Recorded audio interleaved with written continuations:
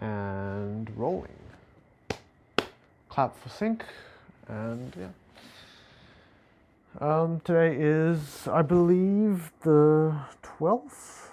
Yes, the 12th of April 2022, and it looks like my channel has gone dry, as in, I feel like the interest in things I have to say have already kind of fallen off. Just fair enough, it's a lot of content a day, like, you know, how much time of other people's can I really take up? Say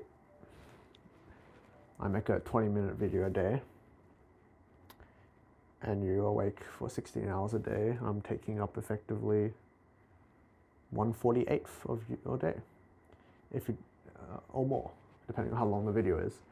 But yeah, I understand it's a big time commitment for a not very interesting vlog of me rambling, essentially.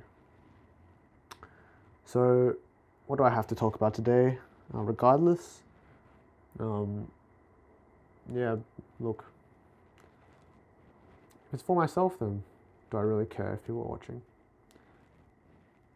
No. I always come back and watch it at some point and laugh at myself, perhaps, or agree with my ideas. Who knows? If anything, this is a time capsule for past ideas, and that's it's quite valuable, I'd say. Oops, here we go.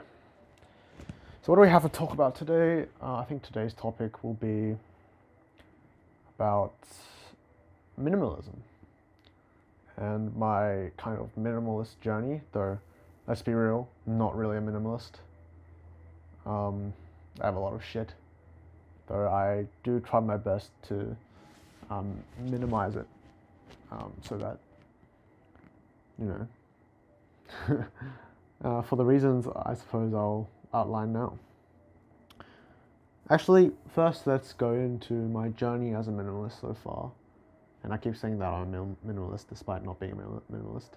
I subscribe to minimalist ideas because identifying with certain identities is bad, and I've outlined that in a couple of my blog posts, but I think maybe tomorrow I'll make a vlog on that.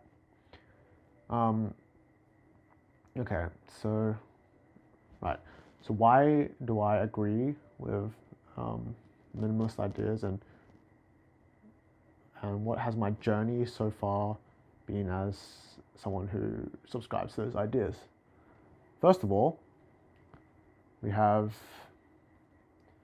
the minimalist movement on YouTube, which is actually growing a lot, and I really appreciate that, because it's bringing certain philosophical ideas to the mainstream without presenting it as really a philosophical idea. Because it's a rather simple idea, minimalism. Simply minimize the amount of shit you own. Very simple. And that has its benefits that I'll go into later. But essentially, there's a YouTuber, Matt Diavella, makes great cinematic YouTube videos about minimalism. I've watched most of his documentary. It was very good.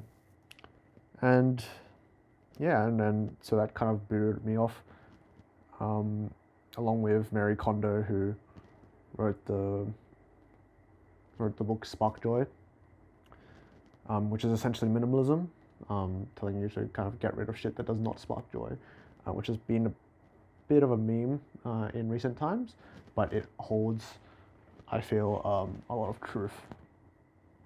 Now, when I first got into this kind of fad, I guess you could say, I really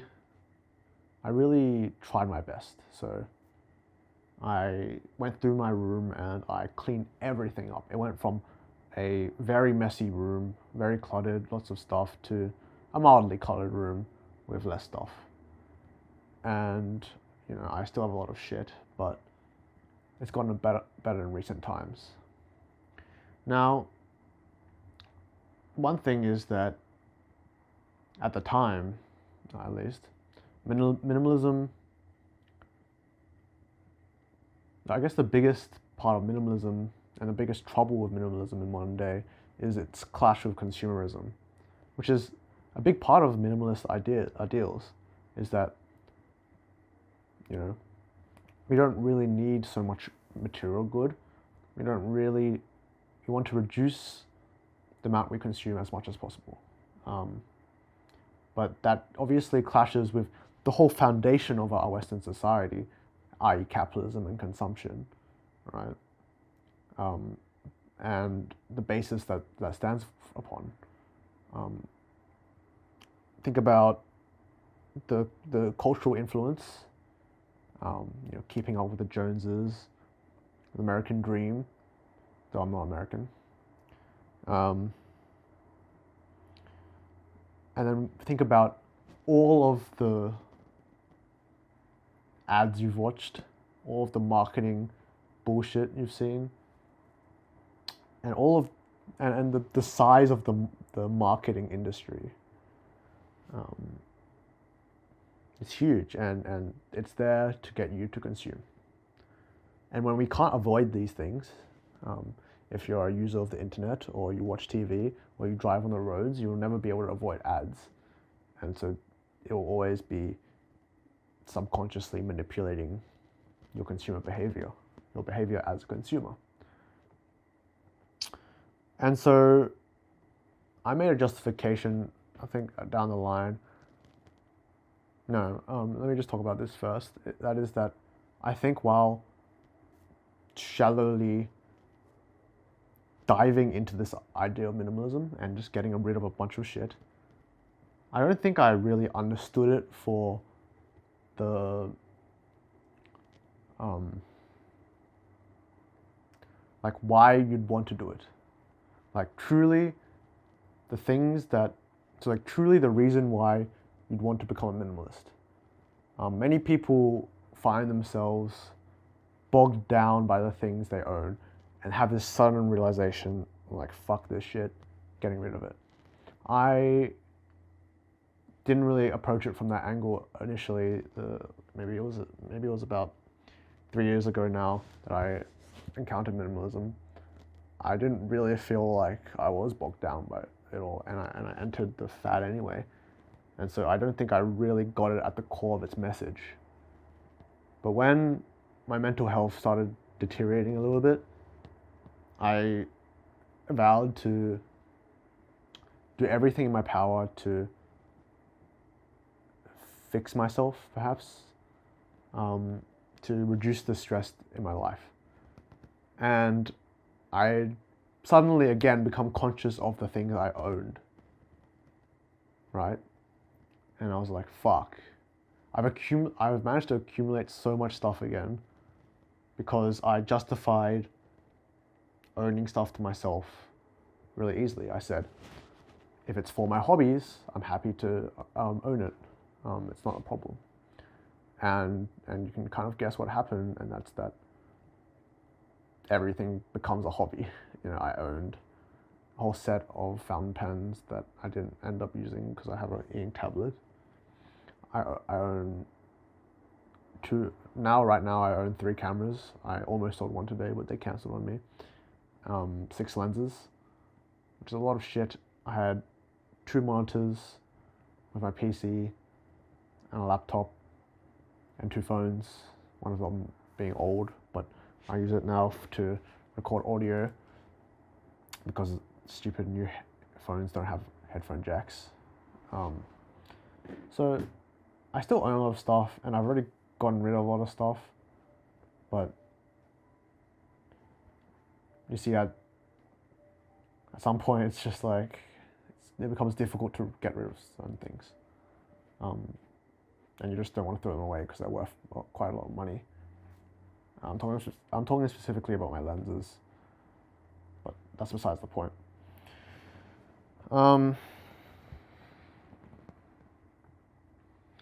Yeah, and essentially at the time when I was becoming really stressed, partially because of uni, and I decided to do everything in my power to get rid of it, I came across a phrase that kind of changed my life in a way. Well, sparked a new way of thinking, I suppose you could say. And that phrase was Omnia mecum porto, meaning the things I have, I carry with me. And that really sat with me.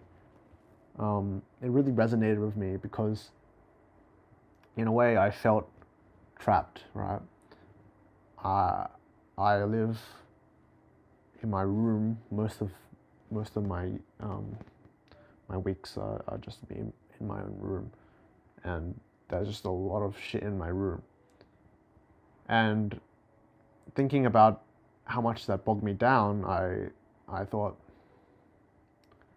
wouldn't it be amazing if everything you had, you could just carry with you, everything that was valuable to you that you needed to live, you could just carry with you without any big ordeal, without needing to get someone to help you move shit or paying a removalist or some sort. I thought that would be so amazing if I were able to do that. And so I started getting rid of a lot of stuff. Though doing that, surprisingly, actually costs money because you need to downsize a lot of your shit, which becomes expensive. For example, I'd very likely need to buy a new laptop because my current laptop is quite heavy, and not only that, it doesn't perform as well as I need it to because I'm use the Adobe suite a lot. So it became actually quite expensive to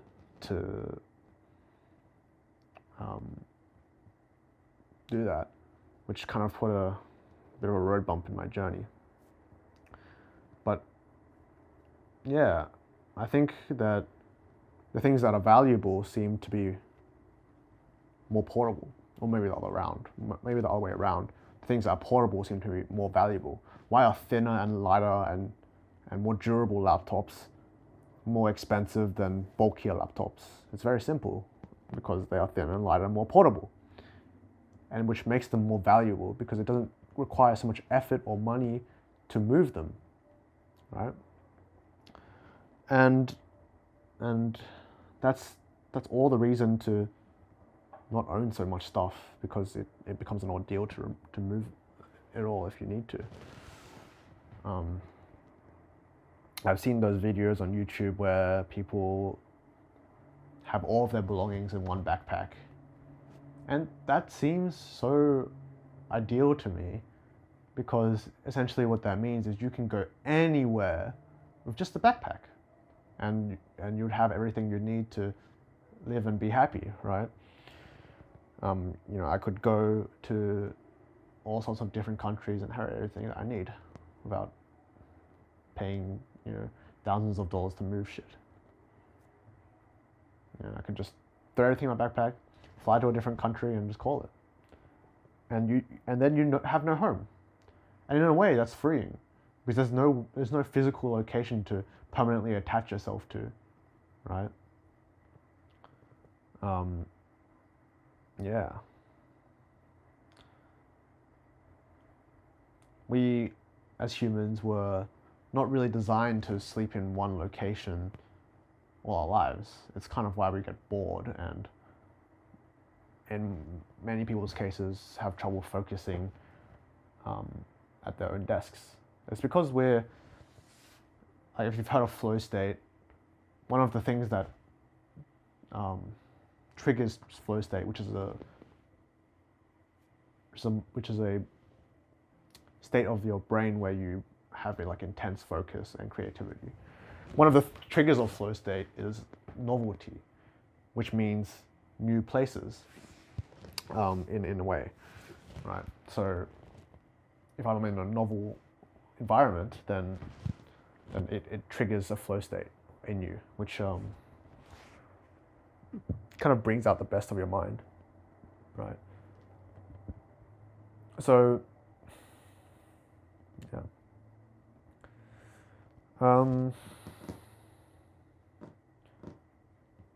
Yeah, and the phrase Omnia mea mecum porto, everything that I have I carry with me, is actually typically used to describe knowledge and wisdom, right? It means that the things that are truly valuable, you can carry with you, right? And what is more portable than your knowledge and wisdom? Nothing, it seems. No matter, so I've talked about value before, and my theory of value, that is that valuable things are valuable independent of their context, or most independent of their context. So if I have something and it's valuable in as many contexts as possible, then it seems that it's more valuable than things that are only valuable in certain contexts. Say I have a camera lens in a world where there's no cameras, right? You see how a lens might be very valuable in our society, but in a place where there's no cameras or even no electricity, then maybe okay. Yeah, let's talk about, that's probably a bad example. Let's use digital cameras as an example instead. If you have a digital camera in a place with no electricity, then it's pretty worthless in that place, right?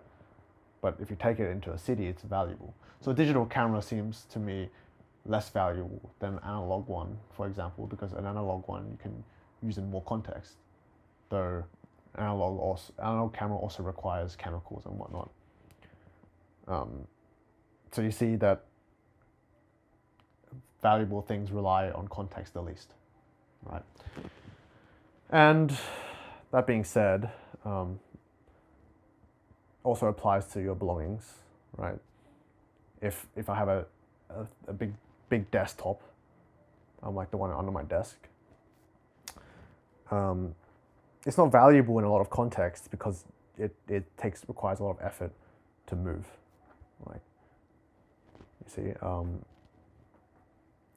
That's why that's why laptops are more expensive than desktops, or are rather in higher demand, so are more valuable, right? They're more portable, and they can be used in any context, or any context in general, because a desktop I can only really use on my desk, whereas a laptop I can take to anyone's desk. I can use it on the floor, I can use it on my lap, right? It's more valuable to me. And again, the same thing applies to your thoughts. They're carried everywhere. So it seems that at the end of the day, minimalism truly favors not only portable things and having less things as a means of portability, because less things means you can carry them, whatever you do have, more easily. But it also highlights the value of wisdom and knowledge. When we talk about minimalism, we don't think the minimalist of knowledge, right? Because we live in a world where knowledge is very valuable, and I guess for any human across any time period, knowledge is very valuable. So a lot of in as many contexts as possible, knowledge is valuable. But even more valuable than knowledge is wisdom, because wisdom is the best ways. Wisdom is the ways you tend to react to life, right? The wise would have different reactions in the face of struggle or happiness or sadness than the unwise. No matter what that situation is, like throw a wise man in a difficult situation and throw a not wise man in a difficult situation. No matter what that situation is, the reaction will be very, very different. So you can see that wisdom applies across any situation. Say if that wisdom is to remain calm.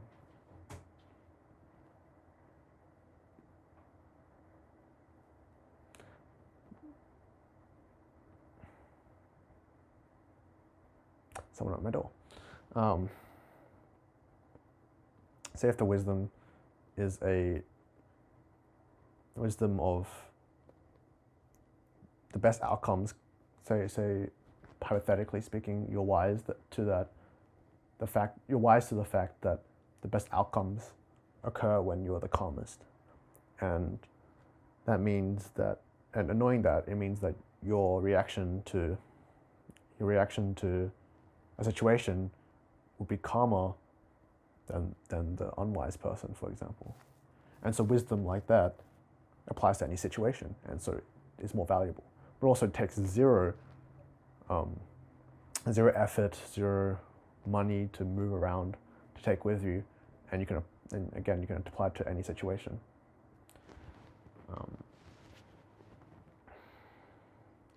So yeah, I don't know why everything I talk about kind of comes back to value, but that's just how it is, because that's what we care about, value. And yeah, in many ways value is subjective, but I've shown that some things are inherently more valuable than others. And if it is as I say, and wisdom and knowledge is more valuable than material goods, then why are we still, as a society, pursuing material goods? And that's an important thing to think about. I mean, I certainly still own a lot of stuff, but I've noticed that it doesn't really seem valuable to me. I don't really care about it that much. You know, it could all blow up tomorrow, and I still have a lot.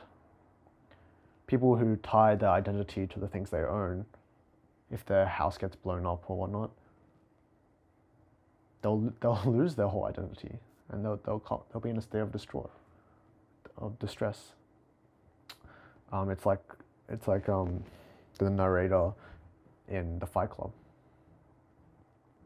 where Tyler Durden, if you haven't watched it, spoilers ahead, but Tyler Durden blows up his apartment. Or his apartment blows up, essentially, and his IKEA furniture selection, which defines him as a person, as he said in the movie, gets blown up, and suddenly he has no identity. He's just a cog in the system. He's just a corporate slave. He's just a consumer.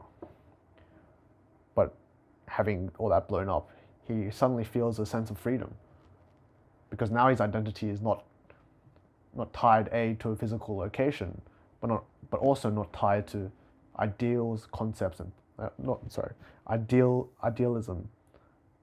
That idealism of completing a perfect set of furniture. It's no longer there, and so he feels free in the movie, and I feel like that would be true. As they say, you have to lose everything to. What was the quote? I don't remember exactly, but you have to lose everything to feel something, to gain something, to have freedom. It's only after we lose everything that we can do anything, right? And that's why, if you want a piece of advice, one thing to take away from what I'm saying is that you should not value physical things as much as you value the things that you can take with you, knowledge, wisdom. And you should value physical things that you can take with you more than the things you can't. So there you go. If you can make a switch, make a switch. If you can't, try. Don't know. You'll never know. You never know what happens until you try. And if you have any questions, let me know. Drop in the comments, send me an email, whatever the fuck. I don't know how my future self can send my present self an email, but who knows, they can watch this.